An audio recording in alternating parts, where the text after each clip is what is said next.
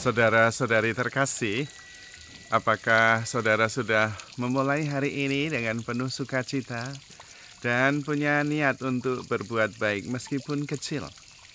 Semoga Tuhan memberkati niat baik saudara.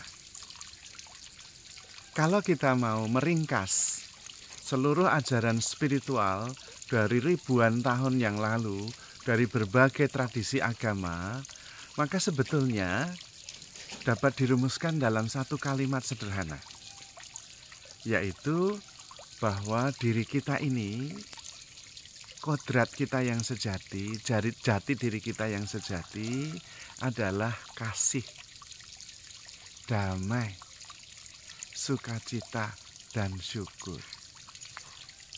Karena memang kita diciptakan oleh Tuhan segambar dan serupa dengan Tuhan sendiri, yang adalah kasih. Maka Anda dan saya ya adalah kasih itu. Anda dan saya ya damai sejahtera itu. Maka mari kita menghayati diri sendiri, menyadari diri sebagai sang kasih itu, dan biarkan sang kasih itu overflow, mengalir ke sekitar kita, sehingga semua orang mengalami kasih yang berasal dari dalam. Nah, pada waktu itu kemudian kita akan sukses dalam berelasi. Pada waktu itu juga kita dalam berelasi tidak lagi mengharapkan orang lain bertindak seperti yang kita mau. Dan itu adalah kunci keberhasilan sebuah relasi. Ketika kita justru yang menjadi sumber cinta kasih, kedamaian, sukacita, dan pengharapan. Tetapi kemudian relasi kita menjadi kacau balau kalau kita sudah mulai mengharapkan orang lain berlaku, bertindak seperti yang kita mau. Maka kemudian orang lain menjadi sapi perah untuk kebahagiaan kita. Nah, disitulah kekacauan kemudian muncul. Relasi menjadi pahit bahkan. Karena kita berharap orang lain bertindak melakukan sesuatu yang membuat saya merasa nyaman, bahagia, dan penuh sukacita. Tidak akan berhasil. Kalau orang lain tidak bertindak seperti yang kita mau, tidak mencintai kita. Lalu kita tidak merasa nyaman, bahkan mungkin sakit hati.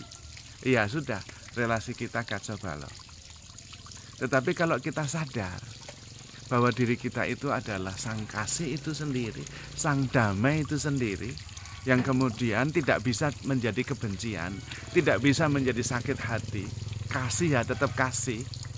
Dan kita tidak mengharapkan orang lain bertindak seperti yang kita mau, tetapi menghargainya.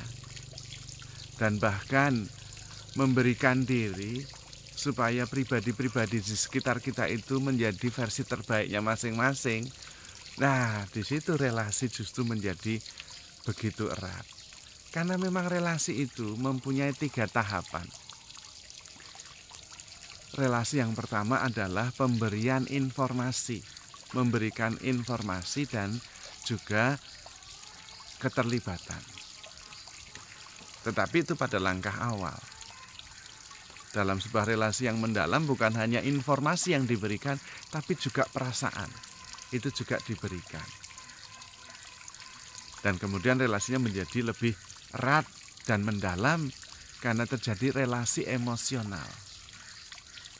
Keterlibatannya lebih dalam. Tetapi yang lebih besar dari semua relasi itu adalah pemberian diri. Ketika kita memberikan diri. Dan pemberian diri itu secara otentik, apa adanya, dan tanpa ada udang di balik batu.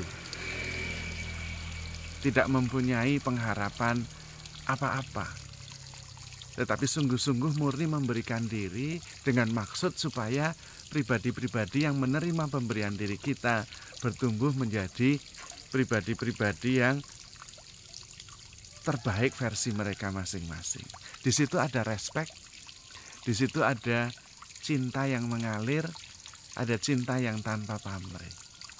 Tetapi kita sendiri harus menyadari bahwa diri kita adalah sumber cinta itu sendiri. Bukan orang yang berkekurangan.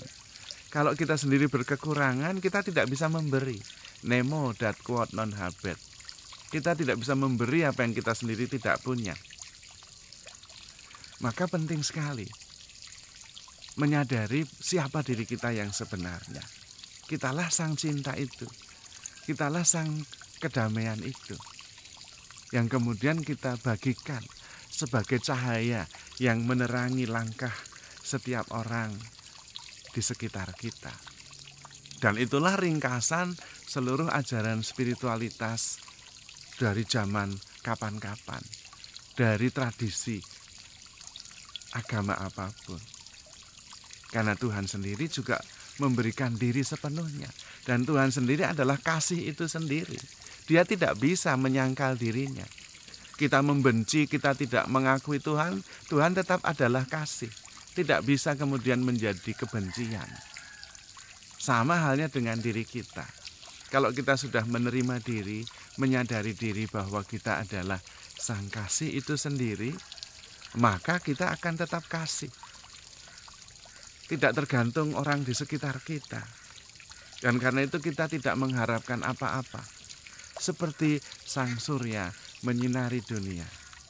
Tak berharap kembali. Hanya mengasihi dan memberikan diri. Disitulah kemudian kita menemukan makna hidup kita yang nyata.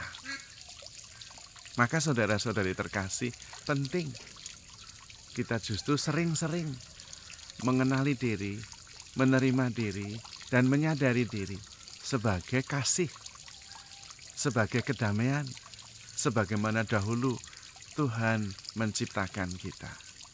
Dan untuk itulah Tuhan menciptakan kita, supaya bisa menjadi ekspresi dari Tuhan sendiri yang adalah kasih. Melalui kitalah dunia mengalami belas kasih, mengalami perhatian, mengalami dukungan yang membuat kehidupan menjadi lebih baik. Kitalah spiritual being dengan ekspresi jasmani. Kitalah wujud Allah sendiri untuk menyampaikan kasih-Nya kepada dunia.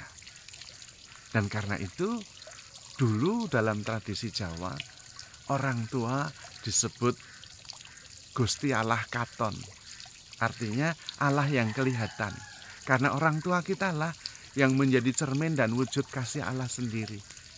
Seperti kasih ibu kepada beta, tak terhingga sepanjang masa. Hanya memberi, tak berharap kembali.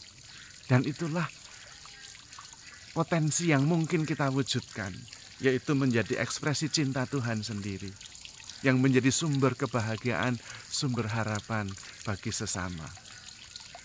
Terutama karena pertama-tama kita sudah menerima lebih dahulu cinta tanpa batas, cinta tanpa pamrih dari Tuhan sendiri.